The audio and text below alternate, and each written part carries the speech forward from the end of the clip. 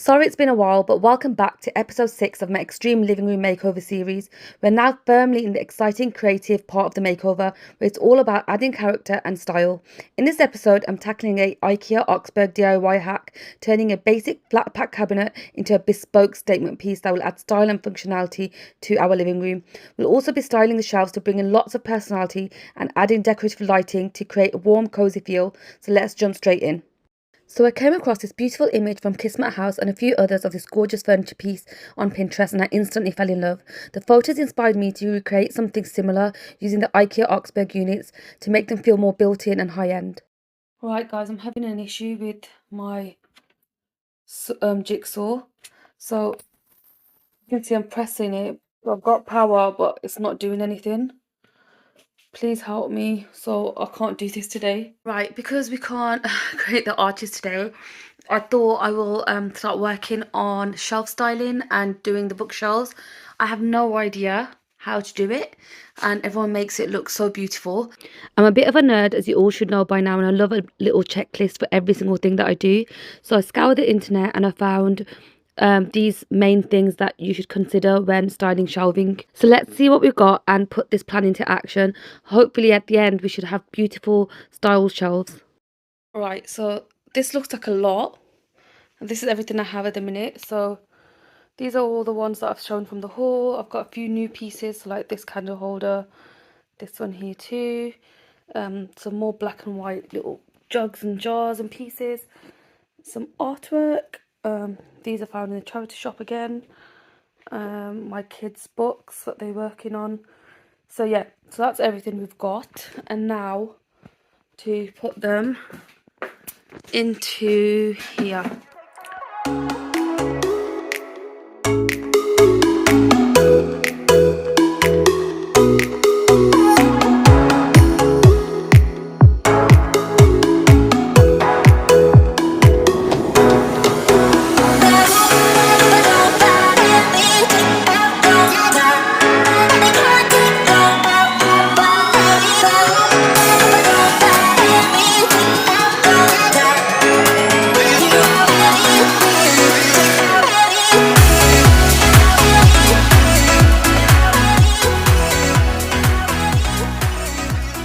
Right, I think I'm obsessed with this. So we've got, what my thought process was so put books there and I've put books opposite, and then we've got a tray there and trinket. I don't know if you should put the same trinket, but I like it so far across here like that. And then I've got a basket up there, and again a basket here, so again it's opposite. And then I've got gold here and then gold here, again opposite. I didn't want everything to be properly opposite, so I broke it up by doing colours. And then I added black and white, as the fireplace will be black and white, so I needed to incorporate that into my room space somehow. So I've added it a touch in here, and then I'll add some in the other side. So I think I like this area. I don't know, guys, what do you think? I really like it, but it's the first time I've ever done shells, so I'm not really sure. And then I put this picture here just because I don't have much pictures. It's all like bowly. Feels like too much bowls. And then I added that in there to add some height. Yeah, so that was my thought process from the checklist that we made. So let's do the other side. Right, so this is how these shelves are looking. So my thought process is we've got the books here. I've put like a bookend here. And then books on this side. These are both like quite colourful, so they tie in. I've got the vase here. I don't know if the double vase looks okay, but because they're quite small, I've clustered them together. And then we've got a black and white ornament here, which are followed through down to here. I've stacked that just to add some height here because the bottom shelf is bigger. I've put a frame at the back here, and then I've got two candle holders, brass ones, which I'm gonna add some candles into, some electric ones that I've got. And then I've added a frame here, again opposite. I don't know if I'm overkilling it with the opposites, but whatever. And then I put something behind just to add a little bit of dimension and depth. I could potentially add something else here to make it like a cluster of 3, but this is how this one's looking. Right, to create the arches, I drew on the Oxberg doors first, both panels with the middle parting as well. And then I drew on the arch with the string and pencil. And then once I've created the arch, I cut out one of the corners, and that will be the template for both sides. So I'll just flip it over for each side. So I've placed the template on the hardwood, and then I've just drawn an outline. And then I'm going to cut this out now, see if it fits or if it needs adjustment, and then cut four of these out.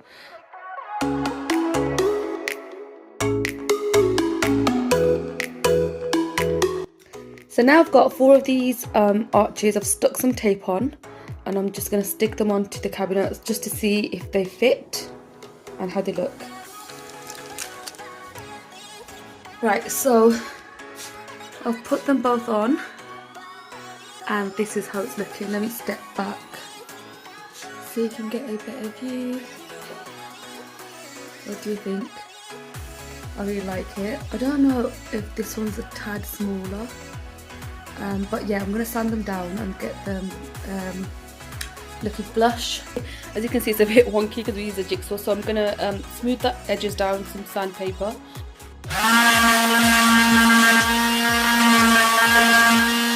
Right, so now we've got these up on there, I'm going to add some paneling here just to add some detail to these, and then we can start painting these cabinets. I'm going to start off with these 2 first because these drawers, I don't know if I mentioned it on this video, but I got them for £5 each in the clearance section. However, these ones were the usual price of £40. As you can see, it's a little lighter. So if it doesn't look good, then I've only wasted £10 and a bit of paint.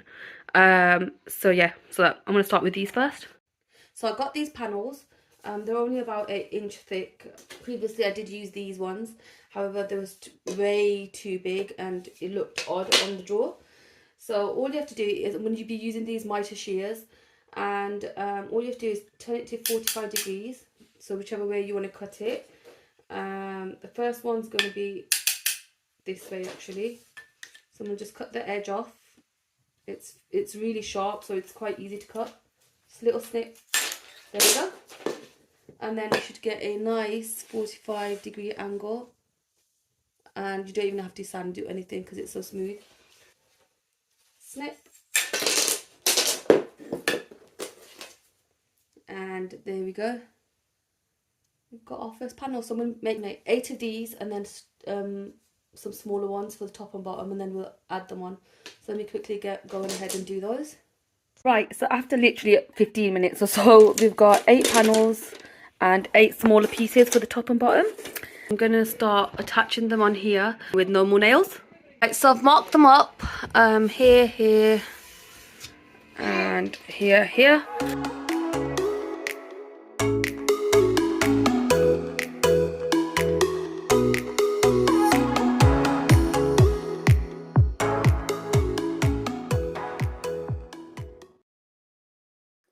So I put all the panels on, and the next thing I'm going to do is fill them in and make sure it's all seamless before we start painting it.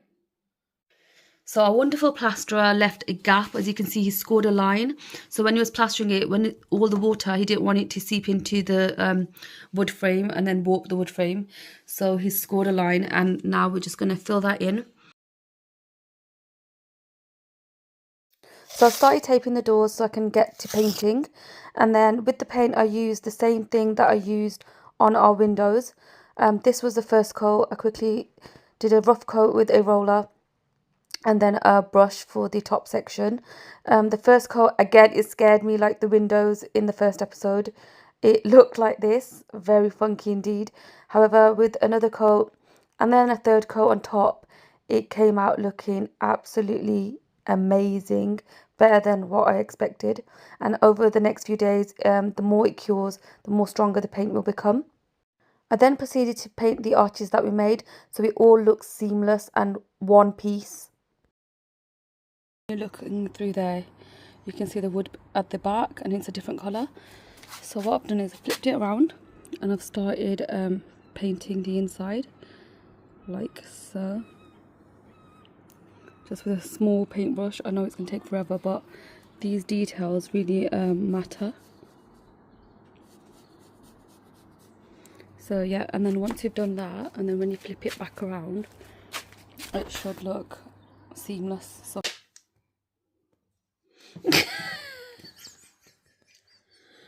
so I've glued down the arches, and this is how it's looking. The only thing about the arches is that on this side you can see the glue. However, I don't mind it right now because it's the back of the doors. Got these gorgeous lights that are going up today.